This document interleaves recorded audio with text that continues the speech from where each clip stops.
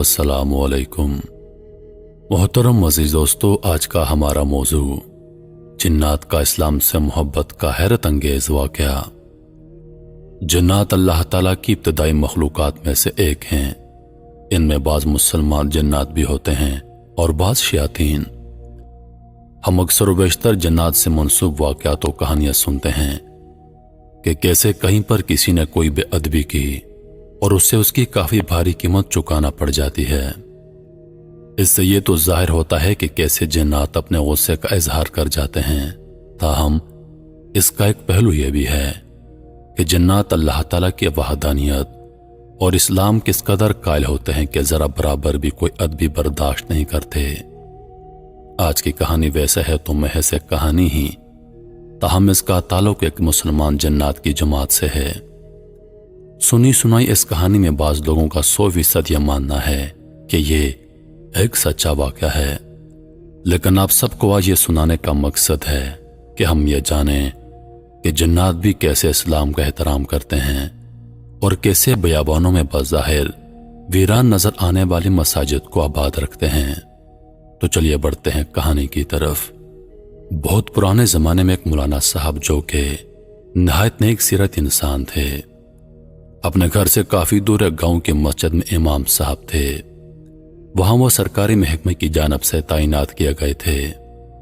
वहां वो बच्चों को हिफ्ज़ व नाज़रा कुरान की तालीमात देते और 5 वक्त नमाज बाजमात की अदायगी करवाते। उनकी किरात इतनी खूबसूरत थी कि लोग दूर दूर से उनके साथ नमाज पढ़ने के लिए आया करते।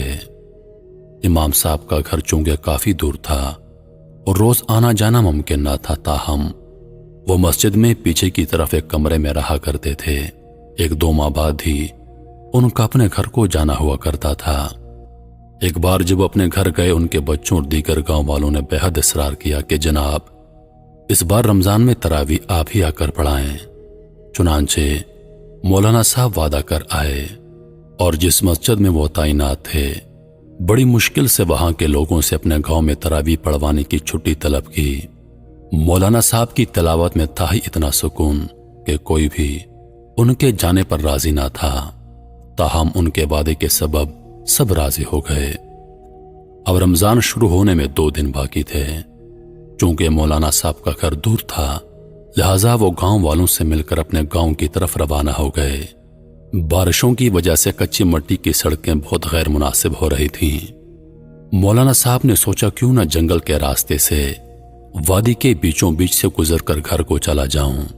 जंगल का रास्ता मुख्तसर था, लेकिन वादी की जगह पहाड़ों के दरमियान थी, इसलिए वो सख्त थी। अब मौलाना साहब ने साइकिल का रुख जंगल की तरफ मोड़ दिया। जल्द ही जंगल खत्म हो गया और वो वादी के रास्ते पर आ गए। साइकिल चलाते चलाते दिन ढलने लगा था और कुछ ही देर में शाम हो गई। मगरिब की नमाज का वक्त हुआ तो मौलाना साहब ने नमाज के लिए एक जगह कयाम किया। अचानक उनकी नजर दूर एक छोटी सी मस्जिद पर पड़ी।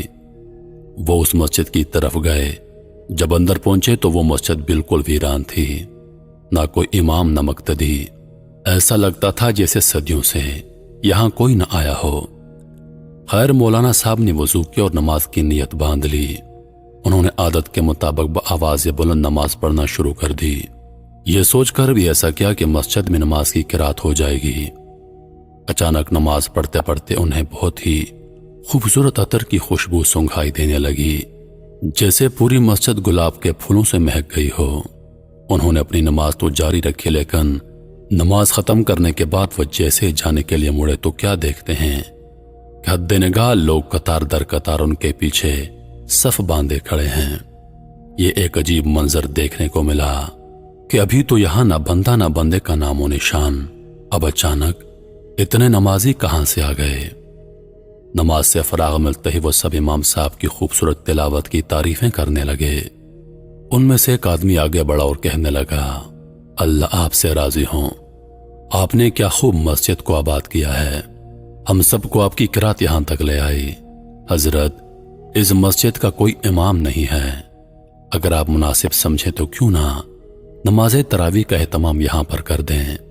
इस तरह गैर आबाद मस्जिद में अल्लाह के कलाम की बरकत हो जाएगी। मौलाना साहब ने जब ये सोचा کہ ان کے یہاں ٹھہرنے سے یہ ویران مسجد آباد ہو جائے گی، تو وہ وہیں رک گئے اور ان سے کہا کہ ٹھیک ہے جناب، میں یہاں ٹھہر جاتا ہوں اور 27 رمضان کے بعد اپنے گھر کی جانب روانہ ہو جاؤں گا۔ ویسے تو میں نے اپنی مقامی مسجد میں تراویح پڑھانے کا کہا تھا، لیکن مجھے یہاں ٹھہرنا زیادہ بامانی لگ رہا ہے، وہاں تو امام صاحب اور بھی ہیں، وہ پڑھا لیں گے۔ چنانچہ سبھی بہت خوش ہو گئے اور مسجد میں ہی امام صاحب کے ٹھہرنے کا بندوبست کر دیا۔ امام صاحب اس مسجد میں پنجگانہ نماز پڑھاتے اور بعد نماز عشاء تراویح مولانا صاحب کی سیر و افطار کے لیے ان مقامی لوگوں کی جانب سے نہایت ہی لذیذ کھانوں کا دسترخوان پیش کیا جاتا۔ مسجد ہر وقت گلاب کی خوشبو سے معطر رہتی۔ اب رمضان کے آخری عشرے کا دور دورہ تھا۔ ایک روز مولانا صاحب کسی کام سے باہر نکلے، وہاں اچانک ان کی ملاقات انہی کے گاؤں کے ایک آدمی سے ہو گئی۔ کہنے لگا، حضرت آپ یہاں کہاں؟ ہم سب تو آپ کے منتظر تھے کہ آپ آئیں گے، پر آپ تو آئے نہیں۔ اس پر مولانا صاحب نے سارا واقعہ بیان کر دیا۔ اب اس آدمی کو جیسے سانپ سونگھ گیا ہو، ساکت ہو گیا۔ کچھ دیر بعد بولا، حضرت آپ یہاں کون سی مسجد کا تذکرہ کر رہے ہیں؟ یہ تو جنات کی مسجد ہے، ہو نہ ہو وہ سب جو آپ کے پیچھے نماز ادا کرتے ہیں وہ جنات ہیں۔ اب مولانا صاحب بھی خوف زدہ ہو گئے۔ وہ آدمی کہنے لگا، اب اگر انہوں نے آپ کو کوئی نقصان نہیں پہنچایا ہے تو آپ اپنے وعدے کے مطابق تراویح مکمل کروائیں، اور دھیان رکھیے گا یہ لوگ ذرا سی غلطی بھی برداشت نہیں کرتے، آپ سے کوئی کوتاہی سرزد نہ ہو جائے۔ یہ کہہ کر وہ چلا گیا۔ مولانا صاحب مارے خوف کے مسجد میں جانے کی ہمت نہ کر پا رہے تھے۔ خیر جیسے تیسے انہوں نے 27 رمضان کو قرآن ختم کروایا۔ ان سبھی لوگوں نے جو واقعی اصل میں جنات تھے ان کا شکریہ ادا کیا اور بہت خوش ہو گئے۔ اب صبح صادق مولانا صاحب نے انہیں بنا بتائے وہاں سے جانے کا مقصد کیا۔ اپنے ضروری سامان کے ہمراہ وہاں سے روانہ ہو گئے اور بنا کہیں قیام کے جلدی جلدی سائیکل چلائی اور شام سے پہلے اپنے گھر پہنچ گئے۔ جب وہ گھر پہنچے تو ان کا پرمسرت استقبال کیا گیا۔ ان کی اہلیہ نے انہیں بتایا کہ کوئی آدمی بے شمار تحائف کے ساتھ آپ کا منتظر ہے۔